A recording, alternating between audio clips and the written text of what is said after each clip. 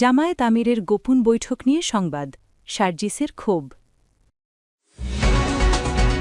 12 ফেব্রুয়ারির মধ্যে ওসমান হাদির খুনিদের দেশে ফিরিয়ে আনতে হবে, বললেন সার্জিস।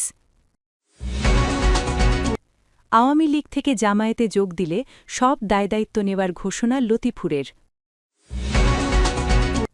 বেগম খালেদা জিয়ার কবর ঘিরে দোয়া প্রার্থনা করছেন সাধারণ মানুষ। জামায়াতে ইসলামীর আমির ড শফিকুর রহমানের সঙ্গে ভারতীয় কূটনীতিকদের বৈঠক নিয়ে গণমাধ্যমে প্রকাশিত সংবাদ নিয়ে ক্ষোভ প্রকাশ করেছেন জাতীয় নাগরিক পার্টির এনসিপি-এর উত্তরাঞ্চলের মুখ্য সংগঠক সার্জিস আলম। বৃহস্পতিবার ১ জানুয়ারি সকালে নিজের ভেরিফাইড ফেসবুক পেজে এক পোস্টে তিনি এ প্রসঙ্গে কথা বলেন। সার্জিস আলম ফেসবুক পোস্টে বলেন, জামায়াত আমিরের সাথে ভারতীয় 2 কূটনীতিক বৈঠক করেন এবং সেই তথ্য পাবলিকলি না জানানোর কথা বলেন। জামায়াত আমির প্রতি উত্তরে বলেন, 2 দেশের স্বার্থ সংশ্লিষ্ট বিষয়ে আলোচনা হতেই পারে, এক্ষেত্রে গোপনীয়তার কিছু নেই এবং পরবর্তীতে আলোচনা হলে পাবলিকলি হতে হবে। এই তথ্য জামায়াত আমির নিজেই সংবাদ সংস্থা রয়টার্সকে জানান। তারপর সেটা বাংলাদেশের মিডিয়ায় আসে। তিনি আরও লেখেন, অথচ আমাদের দেশের তথাকথিত দলকানা ব্যক্তি, গোষ্ঠী, দলীয় পারপাস সার্ভ করা কিছু মিডিয়া হাউস শিরোনাম করেছে জামায়াত আমিরের সাথে ভারতের গোপন বৈঠক। এই হইল আমাদের দেশের মিডিয়ার অবস্থা। এমন অনেক মিডিয়া হাউস আগে এভাবে আওয়ামী লীগ এবং শেখ হাসিনাকে সার্ভ করত, এখন আবার উদ্দেশ্যপ্রণোদিতভাবে নতুন ঠিকানা খোঁজা শুরু করেছে।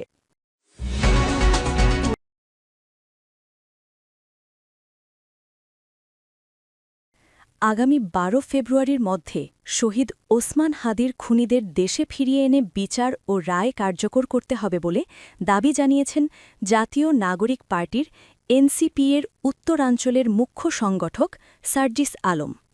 বৃহস্পতিবার ১ জানুয়ারি দুপুরে নিজের ভেরিফাইড ফেসবুক পেজে দেয়া পোস্টে তিনি এ দাবি জানান।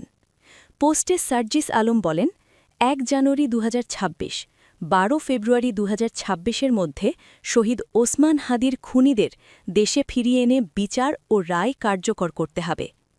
উল্লেখ্য, গত ১২ ডিসেম্বর দুপুর আনুমানিক 2:20 পল্টন থানার বক্স কালভার্ট রোডে হামলার শিকার হন শরীফ ওসমান হাদি। মতিঝিল মসজিদ থেকে জুমার নামাজ শেষে প্রচারণা চালিয়ে সোহরাওয়ার্দী উদ্যানের দিকে যাওয়ার পথে মোটরসাইকেলে আসা 2 জন হাদিকে লক্ষ্য করে চলন্ত অবস্থায় গুলি চালায়। গুরুতর আহত অবস্থায় তাকে প্রথমে ঢাকা মেডিকেল কলেজ হাসপাতালে এবং পরে এভারকেয়ার হাসপাতালে নেওয়া হয়। শারীরিক অবস্থার অবনতি ঘটলে 15 ডিসেম্বর তাকে সিঙ্গাপুরে পাঠানো হয়। সিঙ্গাপুর জেনারেল হাসপাতালে চিকিৎসাধীন অবস্থায় 18 ডিসেম্বর রাত 9:45 তিনি মারা যান।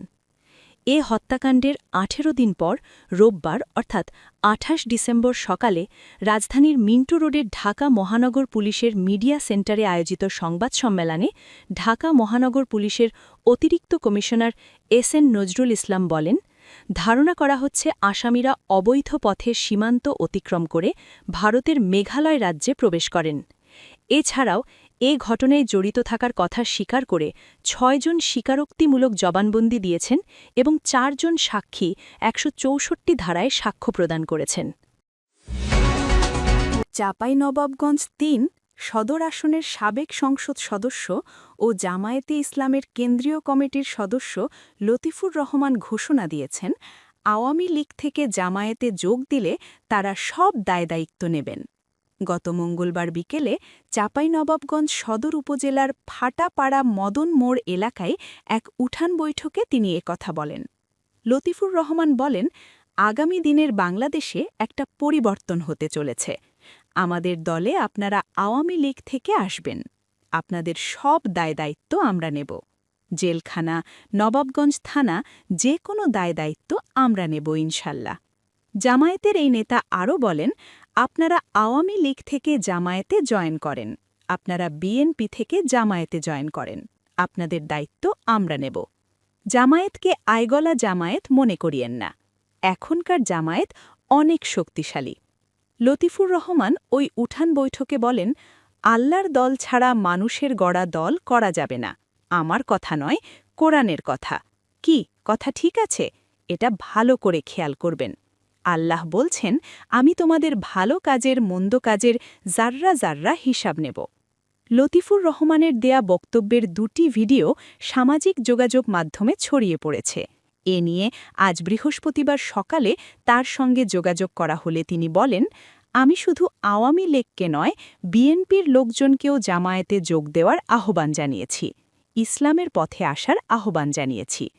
কার্যক্রম নিষিদ্ধ আওয়ামী লীগ থেকে কেউ জামায়াতে যোগ দিয়েছেন কিনা জানতে চাইলে তিনি বলেন, না, নেতা পর্যায়ের কেউ যোগ দেননি। আরেকটি ভিডিওতে জামায়াত নেতা লতিফুর রহমানকে বলতে শোনা যায়, নবাবগঞ্জের সমগ্র সমস্যা এখন লতিফুর রহমান দেখে।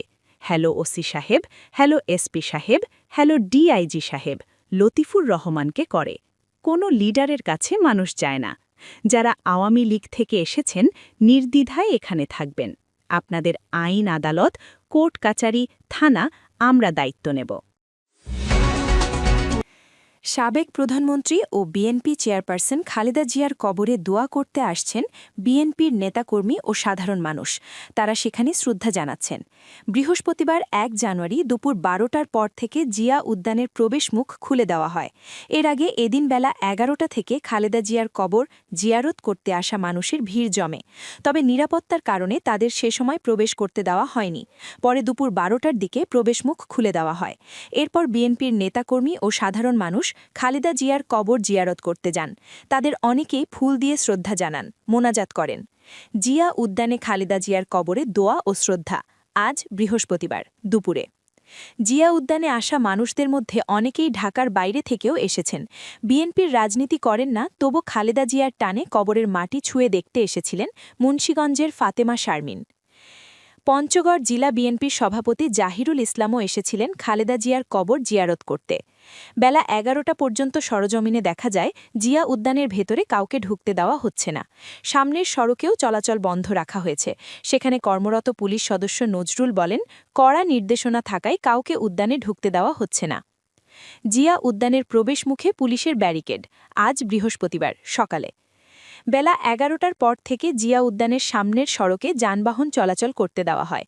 দুপুর ১২টার পরে প্রবেশমুখ খুলে দিলে বিএনপির নেতাকর্মী ও সাধারণ মানুষ খালেদা জিয়ার কবর জিয়ারত করতে যান। যারা এসেছেন তাদের মধ্যে নারী ছিলেন বেশি। উল্লেখ্য, গত মঙ্গলবার রাজধানীর এভারকেয়ার হাসপাতালে চিকিৎসাধীন অবস্থায় মারা গেছেন খালেদা জিয়া। বুধবার খালেদা জিয়ার জানাজা ও দাফন সম্পন্ন হয়। খালেদা জিয়ার জানাজায় দলমত নির্বিশেষে অগণিত মানুষ যোগ দেন। জানাজা শেষে জিয়া উদ্যানে স্বামী সাবেক রাষ্ট্রপতি ও বিএনপির প্রতিষ্ঠাতা জিয়াউর রহমানের কবরের পাশে খালেদা জিয়াকে দাফন করা হয়।